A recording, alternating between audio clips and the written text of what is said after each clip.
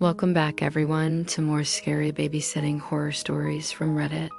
So, the first story is called The Man at the Window. Now, I was 17 and had been babysitting for the Johnsons since their daughter was a newborn. So, I was very familiar with their house and the layout of it. And I knew that all the windows were locked and nailed shut from the inside because their dog liked to escape. So, this night I was babysitting for them. Their baby was asleep upstairs, but I kept hearing like tapping sounds coming from the living room window. But when I looked over, the only thing I could see outside was their yard, which was swaying gently in the wind. I thought maybe it was just my imagination or maybe a branch hitting the window. So I shrugged it off and continued watching TV until around midnight when I heard the tapping again. And this time I froze. Their porch light flicked on briefly, revealing nothing except for the empty yard. Then the baby monitor crackled to life and a deep voice whispered right into our faces. "She's not yours." I jumped and quickly changed the channel on the monitor. The vet didn't stop him. He continued to say the same phrase over and over again in a variety of voices. "She's not yours. She's not yours. She's not yours." I don't even remember what I did after that. I ran upstairs, I think, and the crib was empty. I checked both doors and the window. It was open, but there was no sign of a struggle, and she was gone. The police were called and a search party was organized, but we never found her. Her parents are still looking for her to this day. Okay, now the second story is called The Wrong Number. One summer night, I was babysitting for a family in my neighborhood. I was about 16 years old. The kids were great. There was a boy and a girl around 6. Their parents left and I settled in for a night of video games and pizza. This was back in the early 90s, so this wasn't internet or cell phones, just good old-fashioned landlines. About half an hour into my shift, the home phone rang. I picked up and asked, "Hello. Hi, is Emily there?" He asked. I said, "That's the girl I'm watching." "Is this an emergency?" No, sorry. I just needed to check up on her. You tell her that Daddy loves her, okay?" Sure." And then he hung up. I was pretty creeped out. I walked into the kids' bedroom and they were fast asleep. I quietly told myself that it was probably just some telemarketer or something. Half an hour later, the phone rang again. I answered and the same guy asked, "Is Emily there?" I snapped, "No, why do you keep calling?" "I just want to speak with her for a moment." "Well, I can tell her for you." "She doesn't want to talk to you. Goodbye." And I hung up on him. That must have pissed him off because 5 minutes later the phone rang yet again. I picked up and yelled, "What do you want?" "Where are you?" I knew that he wasn't asking me where I was. He was asking me where Emily was. Calmly, I told him that I would not give him any information and that he should call back if he had anything important to say. He hung up. After that, I decided that I should check on the kids just in case. I opened the closet door and started pulling out clothes. I swear to God, there was this raspy whisper behind me that said, "He's under the bed." I screamed and ran to the other side of the room. Then I saw the kids' stuffed animals moving. I know that they weren't supposed to be moving because the kids hadn't finished watching their show. I wish I could remember what show it was. I was frozen with fear. Then I started to hear breathing right under the bed. I screamed and fell backwards onto the floor.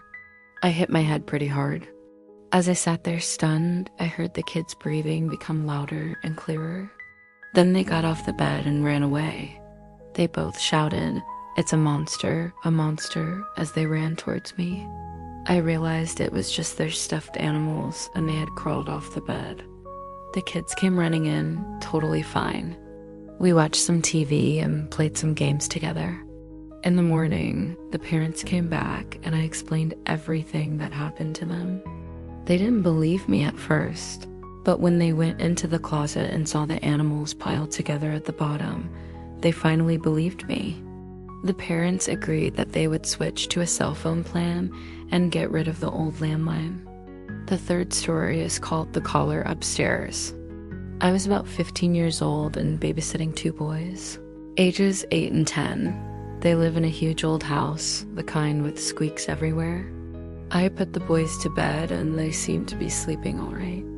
I was alone in the living room watching TV until the phone started ringing. I picked up and a man said, "Just checking to see if everything's okay. How are the boys doing?" I said, "They're sleeping." "Oh, are they? Well, you better go check on them upstairs." I laughed nervously and told him that they were asleep and he should hang up. But he kept asking me to check on them again, and he kept emphasizing the word upstairs. I tried hanging up on him, but he kept calling back.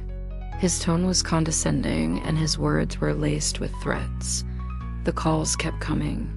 Finally, I felt my anxiety rising. I dialed *69, which gives you the last number you dialed. Before I could even speak, the line went dead. I traced the call and it was coming from the upstairs landline, which was in the kids' room. I ended up staying in the kids' room for the rest of the night. When the parents came back, they were mortified. The dad took the phone cord out of the jack and buried it in the backyard. Now the fourth story is called The Doll. I was babysitting for this family. The little girl I was watching wanted her porcelain doll to watch over her while she slept. Every night she made me move the doll so that it was facing her crib. That doll was creepy. It had real hair and glass eyes. So one night I was downstairs watching TV and the little girl was asleep. I heard giggles on the baby monitor. I ignored it at first, thinking that I was just imagining things. But then I heard the giggles again, so I went to check on her. The doll was sitting on the floor facing me, and the glass eyes were staring directly into my soul. And then the little girl whispered from her crib. She said she wants to play with you next. I swear the head of the doll turned. And now for the final story, which is called The Open Door. This happened several years ago when I was a teenager. I babysat for a family with a toddler. After I fed him dinner, I read him a book and put him down for a nap. I did my usual routine of tucking him in and singing him songs. Once he was asleep, I headed downstairs. I checked all the windows and the front door, ensuring they were all locked tight. I brought out the ironing board and began ironing some clothes. Suddenly, I heard the front door creaking open. I froze and listened intently. No sound except for the wind. I assumed it was just my imagination playing tricks on me. An hour passed and I was just about to settle back into my movie when I heard it again. The sound of the front door slowly opening. My heart raced as I recalled having double locked the door. I grabbed the nearest weapon, a large knife from the kitchen drawer, and crept upstairs. I peeked into the toddler's room and found his bed empty. On the wall above his crib, scrawled in bright red crayon, was the message, "Thanks for letting me in." I was left shaken and scared, wondering who or what had entered our home. And that is the end of these Reddit stories. Thank you guys for listening, and I'll see you next time. Bye.